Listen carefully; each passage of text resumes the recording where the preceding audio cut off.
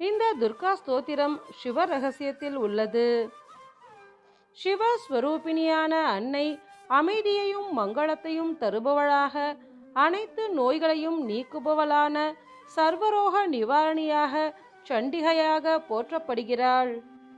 சம்சார சாகரத்தில் இருந்து காப்பாற்றும் தாரிணியாக துதிக்கப்படும் இவள் விந்திய மலையில் வாசம் செய்பவளாக குறிப்பிடப்படுகிறாள். இந்த ஸ்தோத்திரத்தை பக்தியுடன் படிப்பவர் அல்லது கேட்பவர் அனைத்து பாபங்களில் இருந்தும் விடுபட்டு துர்கையின் பரிபூர்ண அருளை நிச்சயமாக பெறுவார் என்பதே இதன் பாராயண பலனாகும்.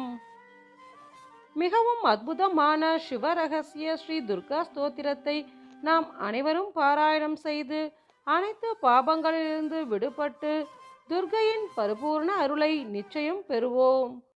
ஸ்ரீ துர்கா ஸ்தோத்திரம் சிவரகஸ்யே.